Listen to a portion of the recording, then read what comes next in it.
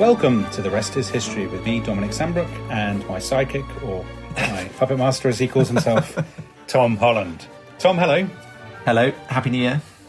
Happy New Year. Now, we are not yet at the New Year, we're anticipating the New Year. So we are very exercised, aren't we, about the B word, the word that's been on everybody's lips for the last 5 years or so, Brexit. And we don't know what's going to happen, which is very exciting because our listeners will know, you'll know when you're listening to this, but we don't know whether there'll be a deal, whether Britain will have forged manfully into its new future, or whether we'll be blocked up with lorries on the roads and disaster and all the rest of it. So there's an element of sort of jeopardy, isn't there, Tom? Very exciting. Very, very exciting indeed. And I think it's been heroic of us so far in the episodes we've done, barely to mention Brexit, because I guess in a way, the arguments about it, whether you are in favour of leaving or remaining, was always about history. And yeah, you're right. They have always been about history. So that is what we thought we might focus on today, is the comparisons that people have made in the debates over the past few years, between the Brexit that we're going through now, yes, and previous examples of Brexits. And so, well, before we do that, we should quickly say, before you all turn off, we are not going to have any degree of argument about or discussion about whether Brexit was a good thing or a bad thing, or why we did it or anything like that, are we? We're going to steer well clear of that, and we're going to wear our historians' hats very firmly. I actually suspect we don't really disagree about Brexit, so it wouldn't even be a very interesting podcast anyway. However, we're going to talk about all these fascinating historical comparisons. And do you want to go first, Tom? I think you've got a colossal list of possible parallels. Yes, so I've drawn up what I think of the top 10 comparisons that people have made. Top 10 Brexits. Top 10 Brexits.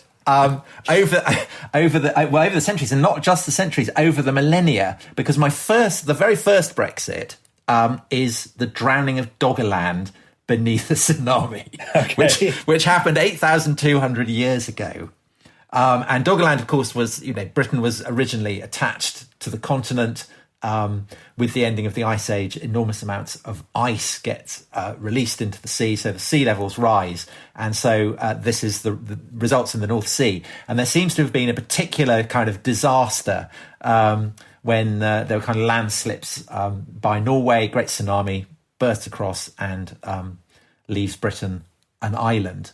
And I guess that is a fairly fundamental event, because the fact that Britain is an island means that geography kind of underpins pretty much everything. Yeah.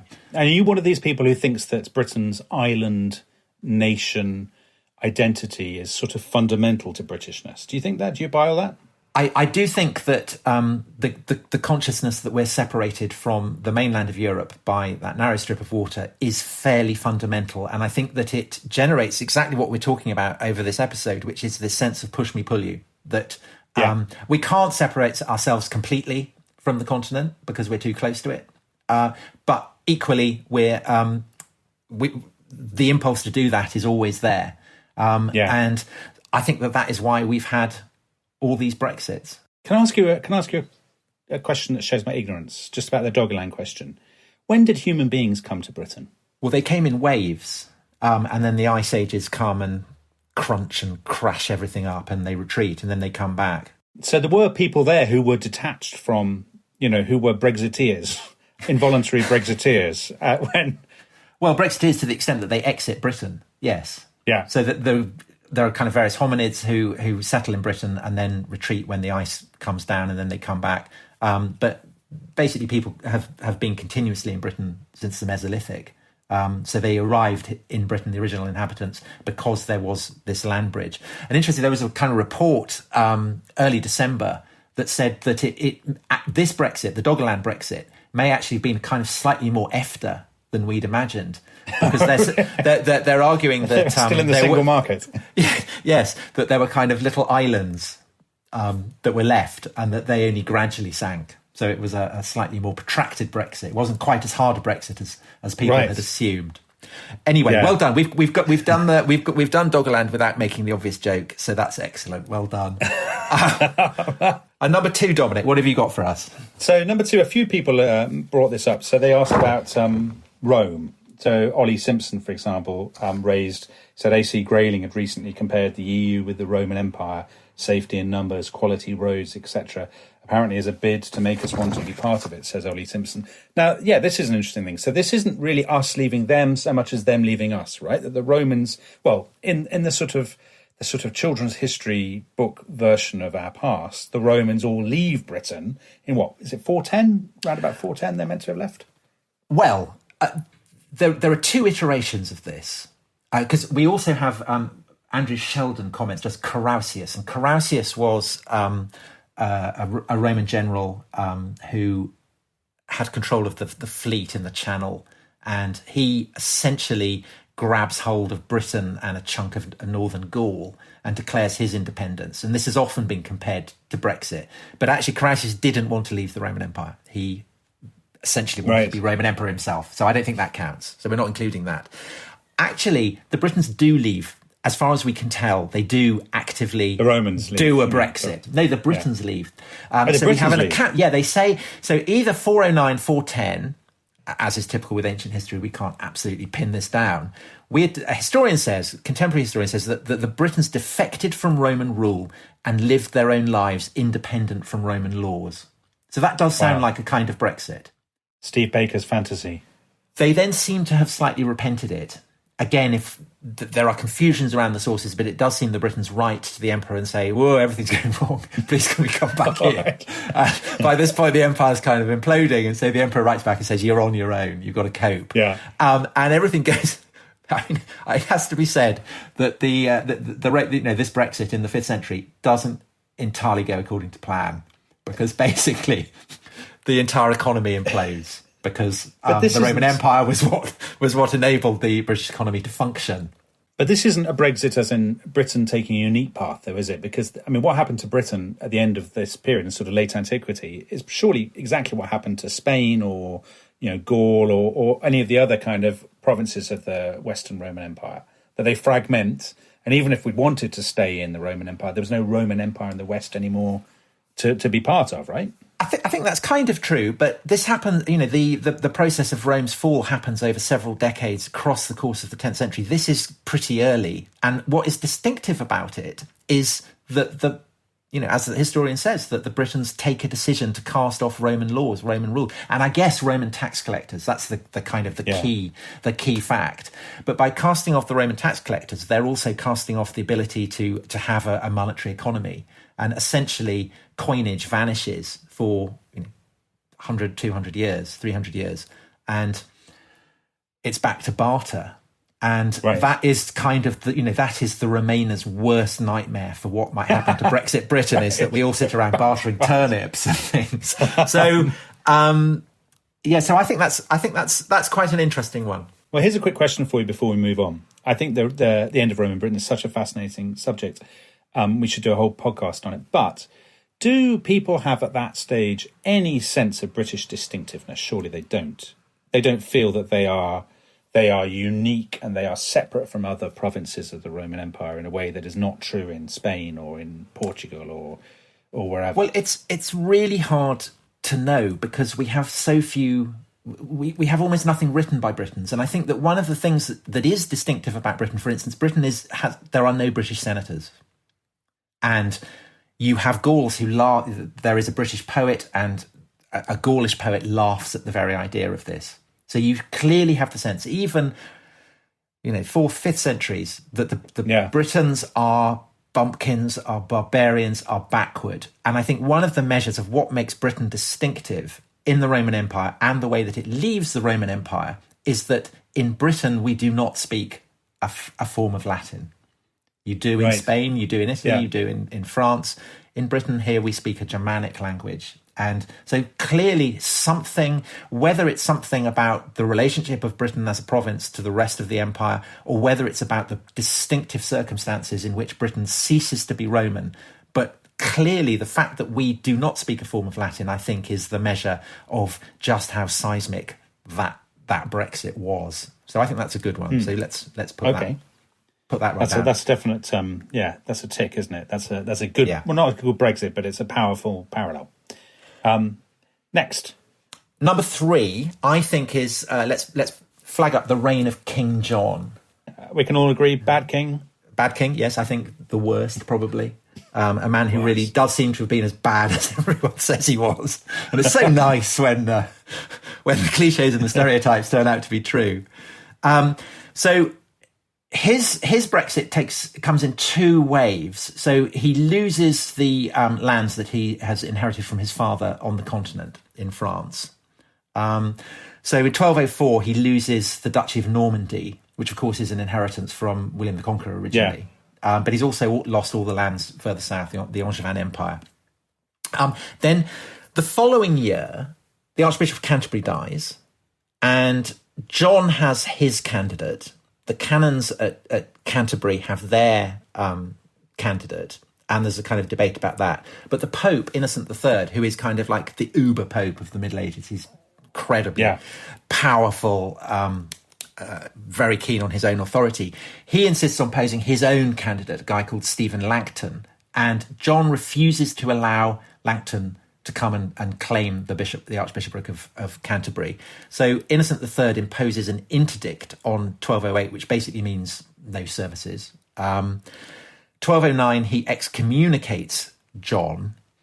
John says, well, whatever, I'm fine, let's have a hard Brexit, we'll trade under WTO terms, whatever. 1213, there is a threat of a French invasion. And suddenly John goes, oh, and he basically sues for term. He negotiates to come back in. And not only that, but he basically makes a kind of gift of England to Innocent III. It becomes kind of papal fiefdom, which is kind of like we have a hard Brexit and then it all goes wrong. And basically we not only do we rejoin the EU, but we sign up to the euro and we become a province of Belgium or something. So it's and we're Luxembourg. It's a huge humiliation. And from that point on, Innocent III is then regards John as basically an ally and takes John's side against the French king. So at this stage we have the arrival of the sort of Brexiteers' nightmare, which is the sort of superstate, which is the Catholic Church, right? So the Catholic Church is the sort of EU with knobs on, if you like. Yes.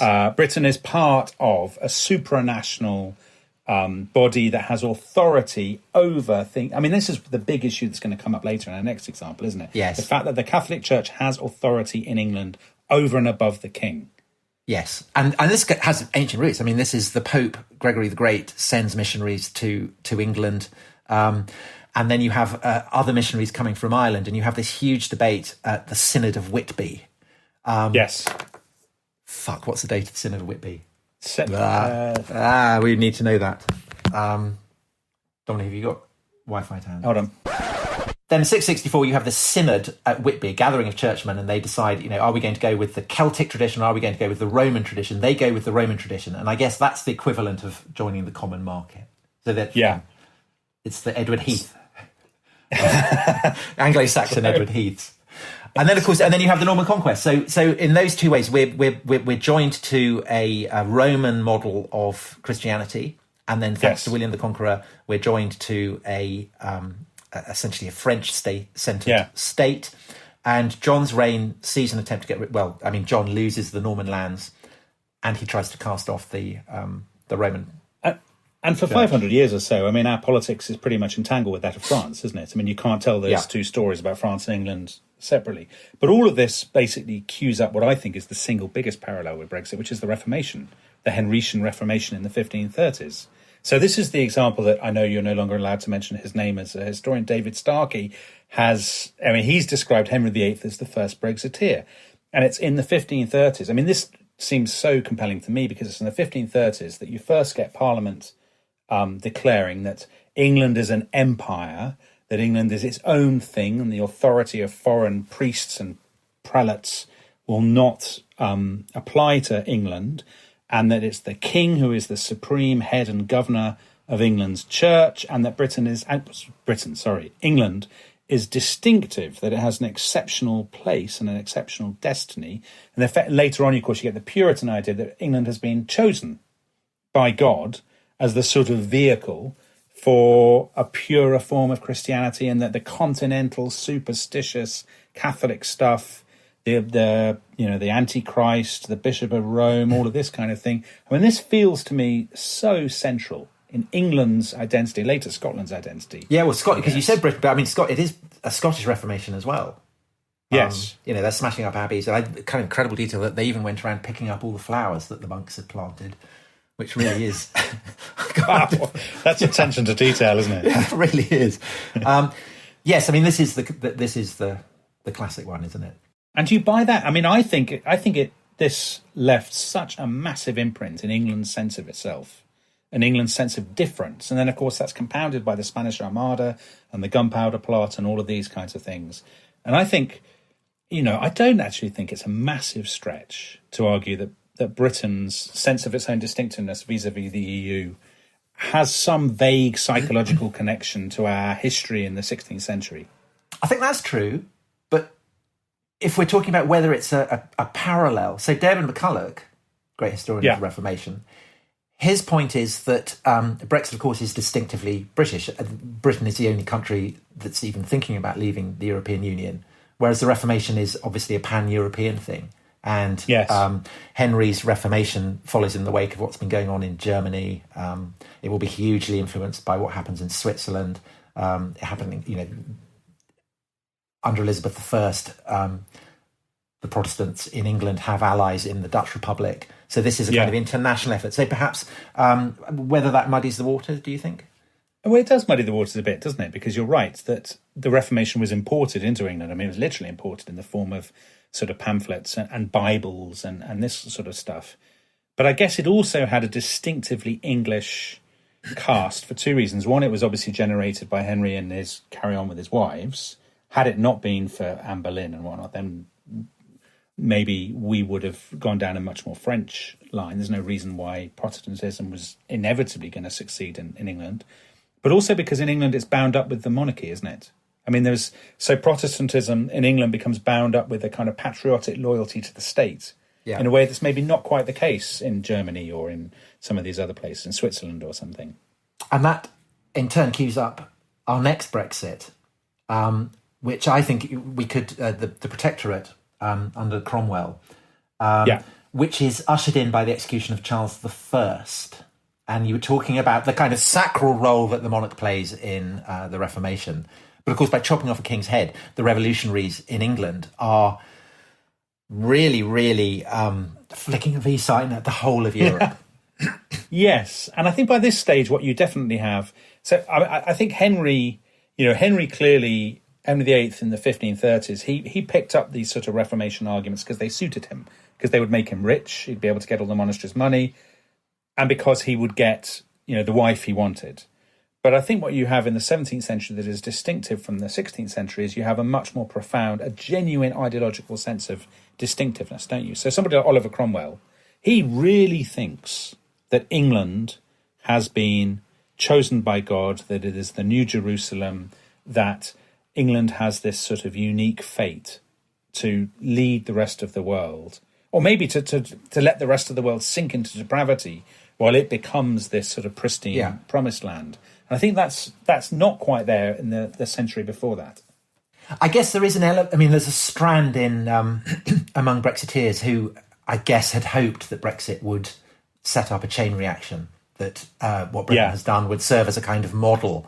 And I guess a lot of the European Union's policy towards Brexit has been a determination not to allow that to happen. But that was certainly something under the Protectorate that enthusiasts for it hoped that England would serve as a kind of light to help a European continent benighted with popery and whatever discover the truth of God. And in that context, we've got an interesting tweet from Pat Roberts, who's talking about great writers in English literature. He says, Defoe remain, Swift leave, Byron remain, Blake leave, Thackeray remain, Trollope leave, Virginia Woolf remain, Arnold Bennett leave. But at the top, he's got Shakespeare remain and Milton leave. And of course, Milton is Cromwell's secretary. He's the guy who is essentially speaking to the people of Europe, explaining Brexit, if you want, put it in those, explaining what's been happened, why it's been done, and definitely kind of hoping that that what's going on here will serve to kind of light the rest of Europe. So kind of they're a vague. I buy Milton as a leaver. Shakespeare, I suppose I buy Shakespeare as a remainer, but he's probably, I don't see him as a people's voter. No, I don't think Shakespeare would have voted. I think Falstaff is a leaver, isn't he? you think Falstaff is a Yeah, leader? but Falstaff gets rejected. I mean, and Henry V, who then goes on and invades France. Yeah. I mean, he's massively Invades in favour of a France. European Union. He wants to run it. Yes. Well, on that note, I think we should we take a break before we get involved with the second tranche of our... Yes, because we've done 1 to 5, so come back Okay. and we'll get from 6 Cool. to 10.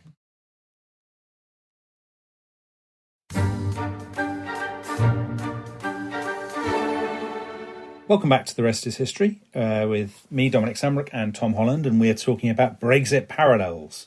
Now, one thing that's always interested me, Tom, is this stuff about global Britain, which is so popular with Brexiteers. So they believe, we should lift our heads from the muddy fields of Flanders and look to the wide open seas and to Singapore and our former colonies and all this kind of business. And I guess a key moment in that, probably the key moment in it, actually, in the sense of Britain being a global enterprise, is the 7 Years' War. So that's 1756 to 1763. And that's a moment, I think, when you can see Britain getting a slightly different sense of itself as a world power. Our frontiers are in the South Atlantic and the Pacific and in Canada and so on, in India particularly. And do you think that's a key moment in our sense of ourselves and our sort of sense of Britain's place in the world? Yeah, so Britain is, I mean, as you say, is at war, particularly with France. So kind of recurring theme. Yeah. And of course, Britain does have allies on the continent, notably Frederick the Great. But and of course, the King of England, King of Britain, is also the Elector of Hanover. So there are, Britain isn't completely cut off from the continent. But basically, it's the first time where the main theatres of war are, for Britain, are, as you say, in North America, Canada, India, on the ocean. And I do think that kind of establishes that is kind of quite important for establishing this idea that Britain looks to the seas. And of course, it isn't only Brexiteers who have pushed that. General de Gaulle did as well. I mean, that was the reason he gave for vetoing Britain's application, was that Britain looks to the seas. I think the idea that Brexit happened because Leavers wanted to restore the British Empire, I think, has been quite an important strand in Remainer hostility to Brexit. Yeah, though I don't think it's very well founded personally. I don't think, if you look at polls, I don't believe that people have people don't know anything about the British Empire at all. No, I think it's much more Little England than global Britain. They actually retreat to hobbit holes and yeah, the Shire folk. Yeah, but I think that to the degree that the Gaullist argument that Britain looks to the seas, the Remainer argument that this is all about empire, 7 Years' War is a kind of crucial moment where suddenly Britain's main focus is moving from the continent to the broader seas. So I think that's a good one. I think that's... Have you read, there's a history of the 7 Years' War by a fellow called Brendan Sims. Have you ever read this? It's about 7,000 pages long. And Brendan Sims's argument was always, and Brendan Sims completely disagrees with what we've just said. He says Britain's focus was always Europe and Britain always cared more about Europe than its empire. But he's a controversial figure among historians, and his credibility was slightly damaged for me a couple of years ago, just before the EU referendum, when he said that he believed Britain was about to play a leading role in the EU and would be the Prussia of sort of German unification of the EU. Yes, the European outcast, loathed and despised by everybody else in Europe. Well, maybe it came to... I think Brendan Sims is a really interesting writer, I think, on Britain's relationship to Europe and Ireland's relationship to Britain and the whole nexus. Well, we'll come back to Ireland. Let's come back to Ireland. We will. Because we've got another big Anglo-Franco dust-up to come, haven't we? Which is, of course, the Napoleonic Wars. So that is coming in at number 7. And basically, this is a Brexit that is forced on Britain because Napoleon has conquered the whole of continental Europe, enforces the continental system where British goods are not allowed to enter the European markets, and the British Army is unable to land anywhere on the mainland, except, of course, for Portugal. Yeah, the Peninsular War. The attempt to reverse Brexit, which culminates ultimately at Waterloo, I guess. Yeah, and this is sort of going the other way, though, isn't it? Because we're keen to get into Europe, just in a very armed way, and Napoleon wants to keep us out. So he's de Gaulle in this analogy, I suppose. Yeah, I think that the French suspicion of Britain and the desire to exclude Britain from the common market was obviously a huge theme, and it does seem at the moment, and obviously we're recording this, we don't know whether there's going to be a deal or not, but it does seem that the main continental leader blocking a deal is President Macron. Yeah. I mean, there are clearly kind of quite deep roots here. Well, this is the sort of frog and the scorpion, isn't it? You know, why did you sting me, or whatever it is? Because it's in my nature. I mean, the French wouldn't be the French it wouldn't be right for them to just wave it through and wish us the best. I mean, they wouldn't be being true to themselves. And I think the way that the government was saying how they're going to board French fishing ships and they're mobilising the navy and everything, and lots of comments saying this is ridiculous, sabre rattling. But obviously, actually, I think quite a substratum of opinion in Britain quite keen on the idea of sending the Royal Navy into the Channel against the French. I was about to say, there must be quite a large proportion of people who go into politics who fantasise that at some point they'll be able to mobilise the Navy against the French, right? I mean, that's why you go into politics in the first place. That is the kind of the dark anxiety of anyone watching Gavin Williamson. Yes.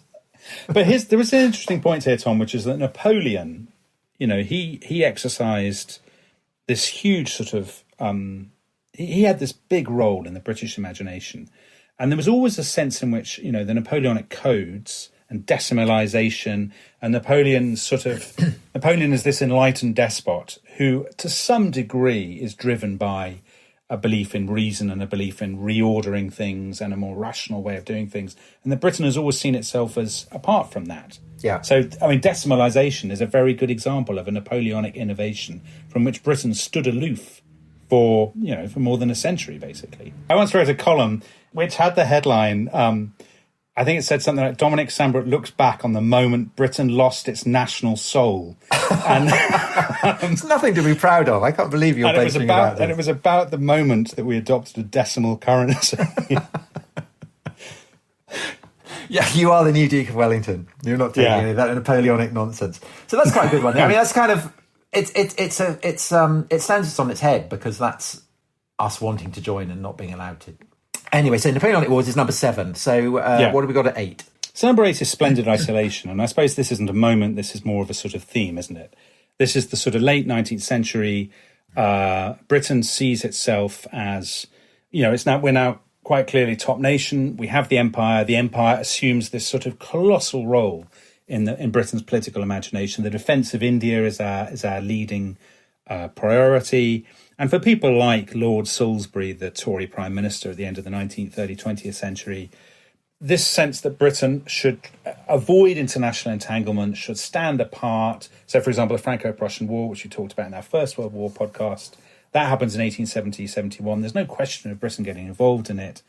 And there's a sense, I think, quite a strong sense in late 19th century Britain, that Britain is somehow above European, sort of petty European alliance politics. Of course, that was to prove not the case.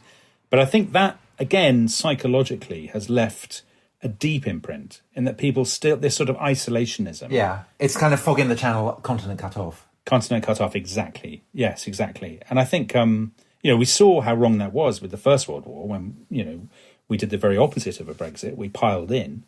But I think imaginatively, Tom, that's left a very long legacy, don't you? Well, isn't it the case that almost invariably where you think there's a long historical tradition, it turns out to have been invented by the Victorians? And it may be that everything that we've been talking about, this kind of sense of Britain being an island and separate and distinct and everything that animated the Brexit vote, is basically a legacy of that late Victorian sense of itself when we really were kind of isolated because we had the Navy. So nobody could cross the sea without our permission. And our investments were all global. And I think that perhaps, the cast of thought, maybe that is something that lingers. Don't know. Yeah, no, I think it does. I think it's that sort of sense, isn't it, that there's sort of people in Buenos Aires playing rugby and talking about beef, and that Britain has become this much more global enterprise, and that the politics of Belgium and Luxembourg and whatnot seems so small scale. Although, I mean, Britain acts as a guarantor for Belgium. Right. Yeah, of course. And Disraeli is negotiating with Bismarck, and so Britain isn't I mean, we're not as gloriously isolated as perhaps the myth would have it. The glorious isolation is more, it's a sort of, it's an aspiration, I think, as much as a reality, yeah. And, we were talking about the historian Brendan Sims. He would say this is all rubbish, and actually Britain was always profoundly entangled with European politics. I mean, that's the fascination of this subject, isn't it? It's actually, quite apart from the sort of the ranting and raving of the various partisans, it's such a fascinating subject because rather like Russia, Britain has always been in this position where it is clearly part of the continental system and part of Europe, and yet at the same time feels itself pulled away from it. And that will never be resolved. And the effect of all these historical episodes is kind of double ratcheted up, because in the present there is this sense, and then it gets enhanced and turbocharged by kind of distorted myths and memories of how the past had operated. On both sides, though, on both sides. So the Brexiteers think that we've always been different, and Remainers say, oh no, you've always been completely European, you had European monarchs and blah, blah, blah, blah. And they both, as you say, they sort of double down on the sort of historical myth-making. And talking of historical myth-making, we now come to number 9. This is slightly different and is prompted by a tweet from Pat Roberts, who says the ERG versus Theresa May. So the ERG, the kind of the Spartans, the hardcore Brexiteers versus Theresa May is De Valera versus Michael Collins. Are you really leaving if you're still taking the oath? So that's a reference to not Britain leaving Europe, but Ireland leaving the United Kingdom. And I think that is a kind of interesting one because Ireland leaving the United Kingdom, it was leaving a kind of single market. It was leaving a union of nations. Everyone said this will be economically disastrous, went ahead anyway, did turn out to be economically difficult. And one of the things that was difficult for Ireland was that it basically remained within the tractor beam of the British economy. Really, right the way up until joining the common market. And I guess that the Remain argument is that will be the fate of Britain, that we may formally leave the European Union, but our economy will not be strong enough to escape the tractor beam. So effectively, we will be dependent, but without any say. And so that was the argument against Irish independence. Well, that is the argument. But also there's another dimension to it, Tom, which is I think that people often talk about Britain rejoining the EU. They sort of say, well, you'll realise your mistake, or we'll realise our mistake and we'll go back. But of course, very quickly in Ireland, I mean, there had been a lot of debate within Ireland about whether to leave the UK. But once the decision was made, and I think this is always the case when somebody secedes from a union or becomes independent, once the decision is made, it becomes the status quo incredibly quickly, and it becomes very, very hard to row back. So if you'd said to somebody in Ireland in 1951, let's say, do you not regret it now? Do you think you should rejoin the United Kingdom? I mean, they would have laughed at you. It seemed such a ludicrous suggestion. It would have seemed impossible to rejoin the UK. Although I suppose the difference is that there's a kind of legacy of overt imperialism. That has poisoned relations between, I suppose, particularly England and Ireland for centuries and centuries.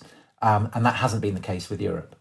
No, it hasn't. But of course, if you're a very keen Brexiteer, you would say, the Irish look to their history and they see a story of separateness and distinctiveness that has finally been vindicated, or has finally been, we've finally sort of redeemed the suffering of the past.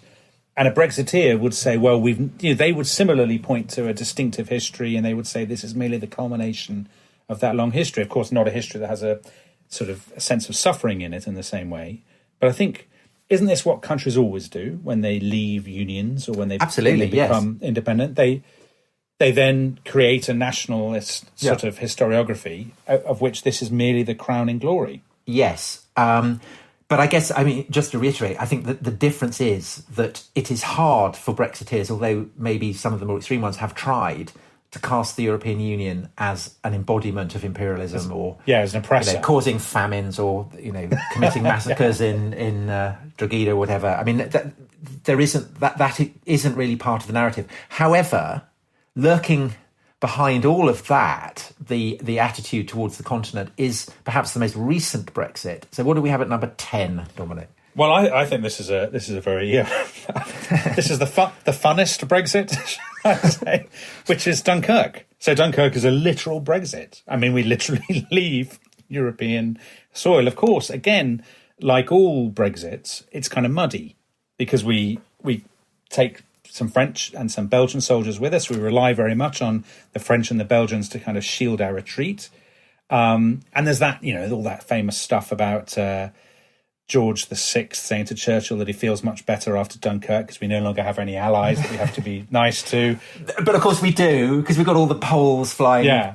And we've got, there's sort of the famous cartoon in the Evening Standard of the Tommy standing on the cliffs, shaking his fist at the clouds and saying, very well then, alone. And obviously Dunkirk, as a Brexit, has played a massive role in our sense of ourselves. Right. So clearly the mythology of it has been important, and the readiness of certain Tory MPs to vote the Second World War whenever the topic of Brexit comes up Mark has been... François, very inaptly named. has been, and Nigel Farage, has been a kind of running feature of the Brexit debate. It's not remotely accurate, is it? Because the European Union can in no way be compared to Nazi Germany. I mean, no, although of course people have tried. I think isn't there a book by Andrew Roberts, a novel called The Aachen Memorandum, which is, it's even got the kind of Gothic script of the title. It's done in a sort of Germanic script. I think it was published in the mid-1990s, and that's about, I think it's a plot for a Fourth Reich or something like that. I mean, not even the most vituperative Brexiteer. I can absolutely see that the mythology of it, very well alone, all that kind of stuff. Yeah, we won the Second World War, blah blah. I mean, that is clearly a crucial part of the kind of emotional swirl. As a parallel, it's a terrible parallel. Well, I mean, all these parallels. Parallels by their nature, of course. But I think this terrible, is a particularly terrible parallel. But I think this is. I mean, I think if I was picking two that mattered. Okay, so we've gone through the 10. Should we pick out our top 3? Right, okay. Okay, and we're not saying the most accurate, because none of them are accurate. I mean, these are all incredibly tendentious parallels. I mean, that's the nature of these parallels. Let's say... Or indeed of this podcast. Yes, absolutely. But let's say the ones that hold up the most interesting mirror. Okay, so if I was picking...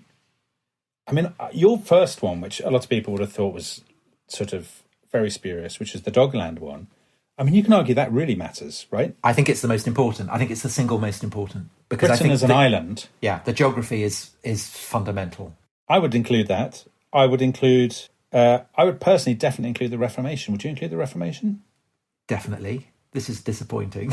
Oh. Yeah, because the Reformation is to the degree that there is a parallel. I think it's because when the Reformation came in, you were rejecting a whole corpus of laws and assumptions and proprieties, and you were definitely setting yourself at odds with the major powers on the continent. So I think I think that's probably the least tendentious parallel of the lot. You see, if I was picking, I mean, it's not a very successful parallel, as we've said, but in terms of mattering, I think Dunkirk and the Second World War. I think you get, without the Second World War, you don't get Brexit. I mean, obviously you don't because the history is different, but the Second World War placed that sort of Dad's Army, dam busters view of Britain and indeed of Europe is so huge in people's sense of their own national identity. And I think it matters so much that Britain is the one major European country that goes through both world wars without being occupied and without being defeated. And it means the way we tell the story of the 20th century in which the EU is created is very different from how every other European country tells that story. Don't you think Dunkirk matters? Okay, if we, based on the fact that we're talking about the most interesting mirror, I'll grant you that. I do think it's played a crucial role in... Are you gutted we didn't choose King John? Quite disappointed. Yeah, quite disappointed. Well, you see, there are a number on these that if you're expecting the worst, and to reiterate, we don't know whether people, even as we speak, are squabbling over turnips out on the streets. So if that's the case, if there has been no deal and it's all gone disastrously wrong and planes are dropping from the air, then the Roman Brexit, that might be a good comparison. And the John one would be interesting in terms of, if it goes spectacularly wrong, will we perhaps have to go back cap in hand? The Irish one, I think, is also interesting that even if that happens, probably not. Let me ask you a question, Tom, about the Roman Brexit, which I find so fascinating. When the Romans left, I mean, did they leave? Did people who left? Surely, I mean, the number of people who actually physically left must have been pretty small.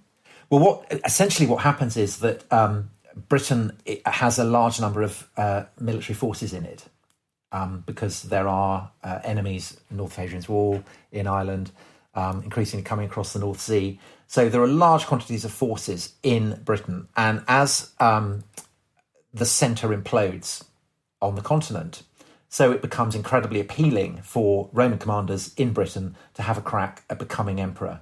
And so they increasingly strip the province of its garrisons, take them across the Channel. They invariably lose. So ultimately what's happened by the beginning of the 5th century is that you no longer have any garrisons, really. You don't really have any Roman forces left, and yet the Britons have still been required to pay the taxes. So I think that's essentially what precipitates the kind of, we're Brexiting. Their EU budget contributions are not seeing a decent return. Yeah, exactly so. Interesting. But I totally agree about you that we must do a podcast on the end of Roman Britain. I think it would be very, very interesting. One of our New Year's resolutions. Yes. Anyway, so hope you've enjoyed that.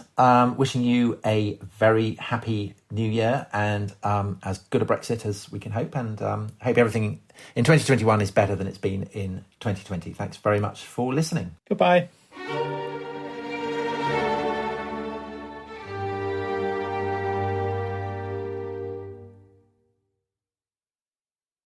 Thanks for listening to The Rest is History. For bonus episodes, early access, ad-free listening, and access to our chat community, please sign up at restishistorypod.com. That's restishistorypod.com.